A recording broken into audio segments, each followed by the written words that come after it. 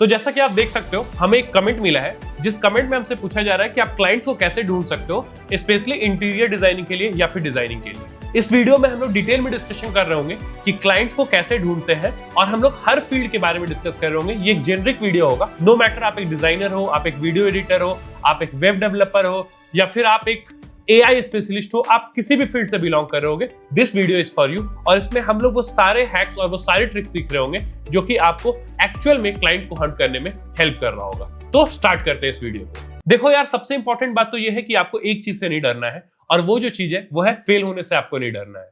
बहुत बार क्या होता है ना, हम चीजों को ट्राई ही नहीं कर पाते हैं क्योंकि हमें लगता है हम फेल कर जाएंगे। एक सिंपल सा बात है यार, somebody who has never tried will also never fail, but ultimately he will also never grow, है ना।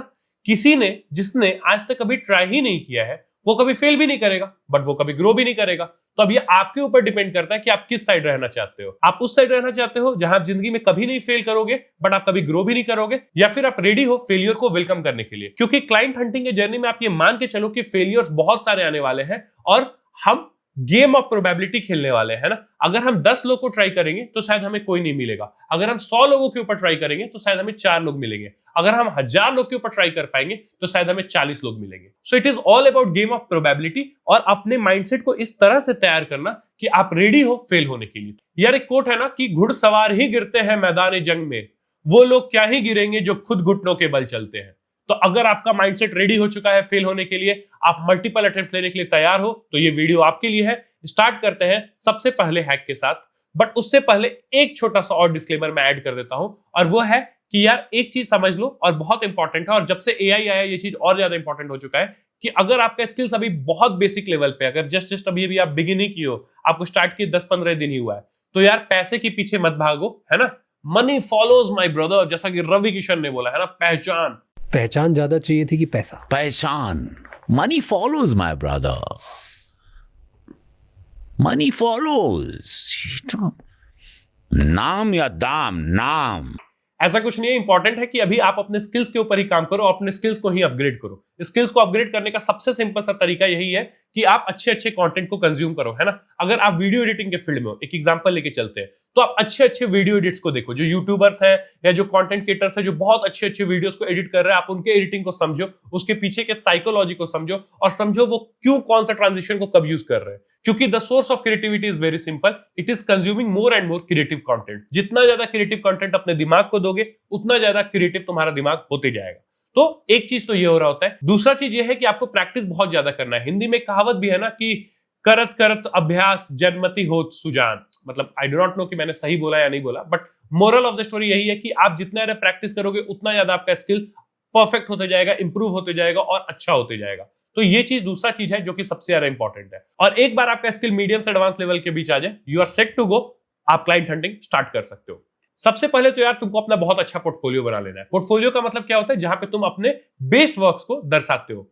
इन कोट्स बेस्ट वर्क्स। बहुत सारे बिगिनर क्या गलती करते हैं कि उन्होंने आज तक जितना भी काम कर रखा है वो सारा का सारा काम अपने पोर्टफोलियो में फेंक देते हैं। हमें ये गलती नहीं करना है। हमें सिर्फ और सिर्फ सेलेक्टेड, जरूरी नहीं है कि आपने आज तक 100 काम किया तो आपको 100 काम दिखाना है। अपने बेस्ट 5 to 10 वर्क्स को आपको अपने पोर्टफोलियो के अंदर दर्शाना है। ज्यादा से ज्यादा 20 से 25, उससे ज्यादा एक्सीड मत करो। अगर उससे ज्यादा है, मान लो तुम्हारे नजर में 40 बेस्ट काम है जो आज तक तुमने कर रखा है, तो सेलेक्ट करो, है ना। उन 40 में से सिलेक्शन करो, रिजेक्ट करो उन सब काम को जो कि तुमको लगता है कि ये 18 है, ये 19 है।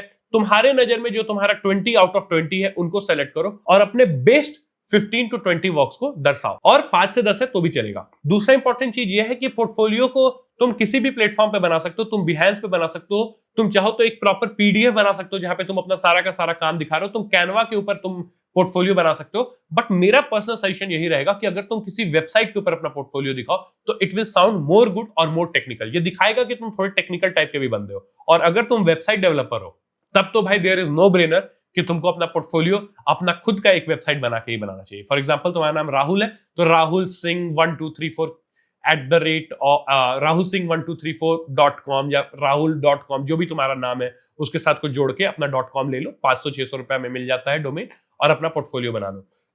वेबसाइट बनाना पहले बहुत चैलेंजिंग टास्क हो सकता था कि मेरे को वर्डप्रेस सीखना पड़ेगा, ये करना पड़ेगा, वो करना पड़ेगा। दो अगेन उतना डिफिकल्ट नहीं है, बट स्टिल थोड़ा सा फ्रिक्शन हो सकता था।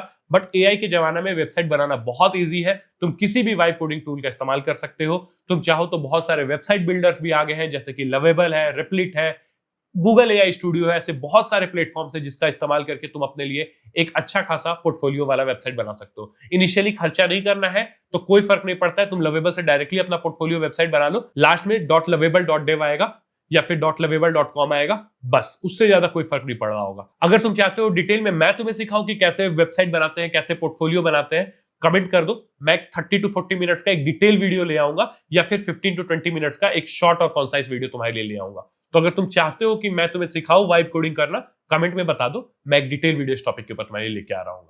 दूसरा चीज जो बहुत ज्यादा इंपॉर्टेंट है वो ये है कि थोड़ा बहुत अपने कम्युनिकेशन के ऊपर काम करो। देखो यार, आजकल के टाइम में जो दिखता है वही बिकता है। तो अगर तुम्हारा कम्युनिकेशन बहुत अच्छा है ना, तो तुम्हारा डिजाइन अगर थोड़ा एवरेज भी है ना, तो वो बैलेंस आउट हो जाएगा। बट मान लो तुम्हारा डिजाइन बहुत अच्छा है बट तुमको बोलने ही नहीं आता है, तुम क्लाइंट के सामने थर थर थर थर कांपने लगते हो या फिर डरने लगते हो, इन दैट केस क्लाइंट तुम्हारे डिजाइन को देख के भी कॉन्फिडेंट नहीं हो पाएगा। एक घटिया सा डिजाइन हो, मतलब बहुत घटिया नहीं बोलो, एक बिलो एवरेज टाइप का डिजाइन हो, बट एक बंदा उसको बहुत कॉन्फिडेंटली प्रेजेंट करे ना, तो डिजाइनर को लगता है अच्छा ये 2-3 कमी है ना, इसने जानबूझ के छोड़ा होगा, हो सकता है ये कमी को छोड़ने से ना क्लाइंट कन्वर्ट होंगे, इसीलिए इसने छोड़ा होगा, इससे रिटेंशन बेटर आ रहा होगा, इसलिए इसने कुछ सोच के इस चीज को छोड़ा होगा। On the other hand side एक बहुत अच्छा डिजाइन है बट बस चूंकि तुम्हारा कम्युनिकेशन खराब है, क्लाइंट को लगेगा इसका जो मन किया है सो कर दिया है, बस एस्थेटिक टाइप का है, इसका कोई यूएसपी नहीं है, इसमें कुछ अच्छा नहीं है, समझ रहे हो। और this is not applicable for design, this is applicable for interior design as well,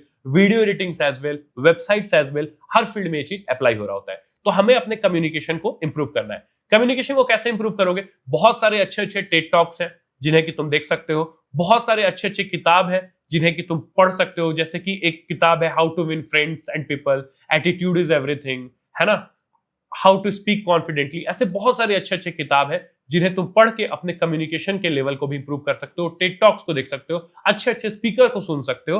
और सबसे इंपॉर्टेंट बात यार, हमें अपने इंग्लिश के ऊपर भी काम करना है, तो try to consume all the content in English, है ना।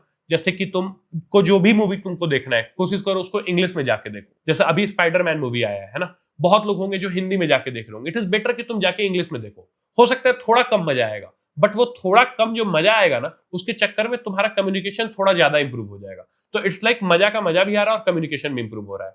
तुमको हो सकता है, जैसे मुझे भी पर्सनली आदत था हॉलीवुड मूवी को हिंदी में डब करके देखने का, बट तुमको इन आदतों को छोड़ना पड़ेगा। क्यों छोड़ना पड़ेगा? ताकि तुम्हारा कम्युनिकेशन एक लेवल से ऊपर जा सके।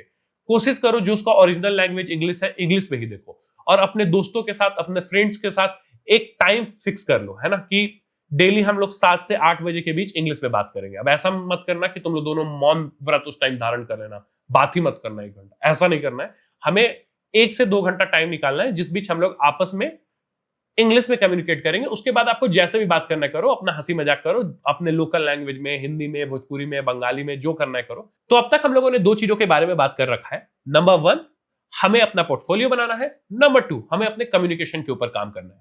आई एम एज्यूमिंग कि हम लोगों ने इन दोनों चीजों को सॉर्ट कर लिया है। अब स्टार्ट होता है हमारा final stage, that is hunting the clients.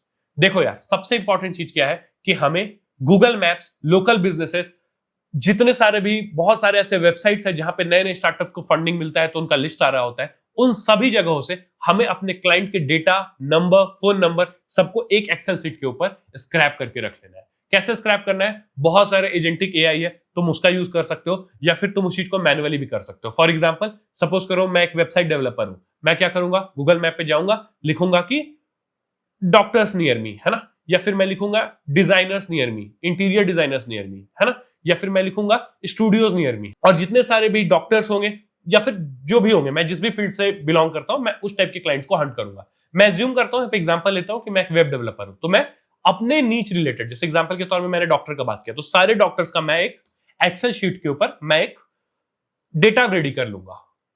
Data कैसे रेडी करूंगा? डॉक्टर का नेम, उनका वेबसाइट का करंट स्टेटस, एक्टिव, इनएक्टिव।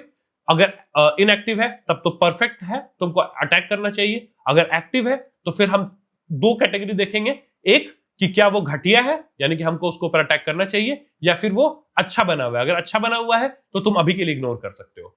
इसी के तरह से हम लोग सारे के सारे डॉक्टर्स को हम लोग लिस्ट डाउन कर लेंगे। मैं एग्जांपल के लिए डॉक्टर ले रहा हूं, आप इंटीरियर डिजाइनर्स भी देख सकते हो, आप रियल एस्टेट भी देख सकते हो, आप कुछ भी देख सकते हो।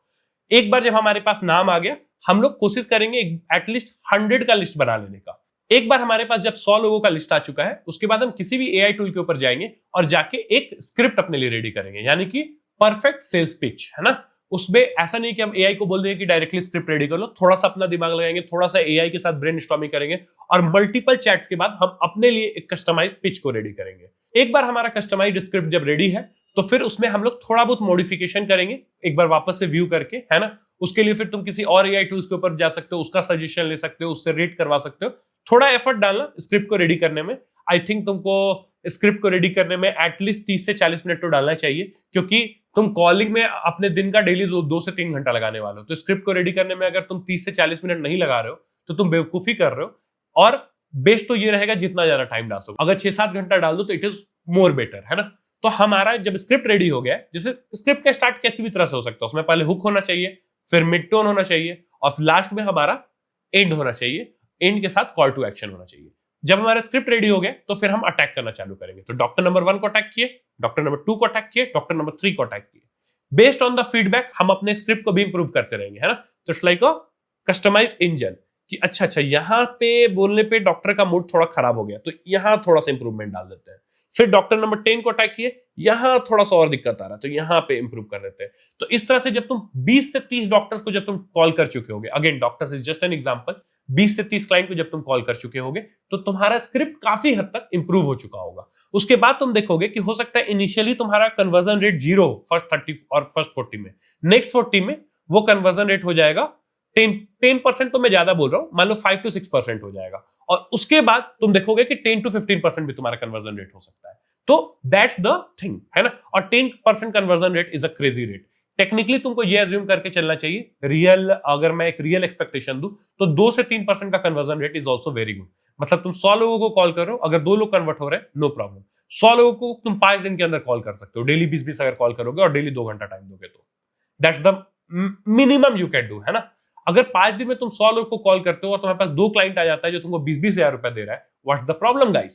तो यार ये एक मेथड था। दूसरा मेथड है कोल्ड ईमेलिंग करने का। अपने क्लाइंट्स का ईमेल निकालो, है ना। मे बी तुम अगर एक वीडियो एडिटर हो तो बहुत सारे कंटेंट क्रिएटर्स हैं जो आजकल के टाइम में नया नया वीडियोस बना रहे हैं, जिनका सब्सक्राइबर मोर देन 50,000 हो, है ना। उन सबका ईमेल आईडी निकालो, सबका बिजनेस मेल दिया रहता है और सबको ईमेल करना चालू करो। अब यहाँ पे तुमको थोड़ा सा स्मार्ट मूव लेना है, क्योंकि ईमेल सब कर रहे हैं तो वो इंटरेस्टेड नहीं होंगे। सब लोग उनको अप्लाई कर रहे हैं कि मेरे को जॉब चाहिए, मेरे को जॉब चाहिए, है ना। तुमको क्या करना है, तुमको एक सैंपल डिजाइन बना के देना है। सैंपल डिजाइन से मतलब क्या है, बिफोर और आफ्टर बना के देना है। वो कुछ भी हो सकता है। सपोज करो तुम एक डिजाइनर हो, तो उनका कोई पुराना सा थंबनेल उठाओ और अपना एक रीडिजाइन नया थंबनेल बनाओ और ओल्ड वर्सेस न्यू करके उनको भेज दो। ऐसे करके अगर तुम अटैक करोगे तो तुम्हारा कन्वर्जन रेट इंप्रूव होगा, क्योंकि इससे एज अ क्रिएटर उसको बहुत अच्छा लगेगा कि कोई एक बंदा है ना जो एक स्टेप एक्स्ट्रा ले रहा है। और everybody like me also personally, हमें अच्छा लगता है कि अगर कोई एक स्टेप हमारे लिए एक्स्ट्रा ले, तो अगर कोई अपने तरफ से हाथ बढ़ाएगा ना या हल्का कदम हमारे तरफ बढ़ाएगा तो हम भी उसको हेल्प करना चाह रहे होते हैं। तो आपको किसी को भी डायरेक्टली कोल्ड ईमेलिंग नहीं करना है, एक सैंपल के साथ भेजना है। अगर आप वीडियो एडिटर हो तो उसका ओल्ड वीडियो उठाओ, न्यू वीडियो अपना एडिट स्टाइल में डालो और मेल कर दो, है ना। हमें एक स्टेप एक्स्ट्रा लेना है। अगर 2 स्टेप ले लो और बेटर है, but given the time constraint मैं मान के चल रहा हूं एटलीस्ट एक सैंपल तो तुम भेजो ही भेजो।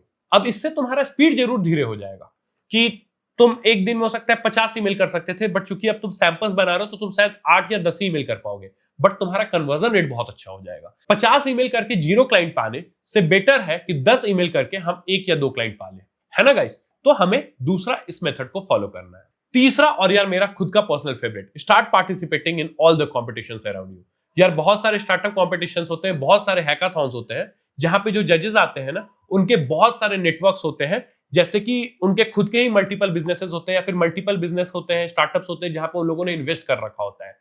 तो आफ्टर कॉम्पिटिशन तुम जीतो या हारो, तुम उनको अप्रोच कर सकते हो कि sir I am also a freelancer, I am looking for the opportunities, I am a video editor, graphic designer, web developer, फलाना ढमकाना, जो भी तुम हो उनको बोलो। एंड मोर और लेस चूंकि उन्होंने तुम्हें एक बार स्टेज पे परफॉर्म करते हुए देख लिया है, तो एक छोटा सा सॉफ्ट कॉर्नर तो बन ही जाता है जिसका कि तुम्हें हमेशा बेनिफिट मिलेगा। यार मैं अपने कॉलेज लाइफ में खुद कितने सारे क्लाइंट्स मैंने स्टार्टअप्स या फिर हैकाथॉन के कंपटीशन में पार्टिसिपेट करके जजेस के थ्रू लिया है, और नो मैटर मैं जीतूं या हारूं, मुझे क्लाइंट्स मिल जाते थे। तो ये वो तरीका होगा जो तुम्हारे लिए अल्टीमेट लेवल पे तुमको हेल्प कर रहा होगा। और यार स्टार्टअप और हैकाथॉन कंपटीशन जरूरी नहीं है कि तुम ऑफलाइन जाके ही पार्टिसिपेट करो। ट्राई करो कि जितना ज्यादा हो सके उतना ज्यादा ऑफलाइन पार्टिसिपेट करो, बट अगर ऑफलाइन नहीं भी कर पा रहे हो तो कोशिश करो ऑनलाइन पार्टिसिपेट करो। एक महीना में 6-7 स्टार्टअप्स या हैकाथॉन तो पार्टिसिपेट करो। जरूरी नहीं है कि तुम जीतो या हारो, अरे हार जाओ यार, क्या फर्क पड़ता है ना। वो है ना, मन के हारे हार है, मन के जीते जीत। तो तुम हार थोड़ी रहे हो। मैंने वीडियो के स्टार्ट में भी बोला था कि you should be ready to lose, है ना।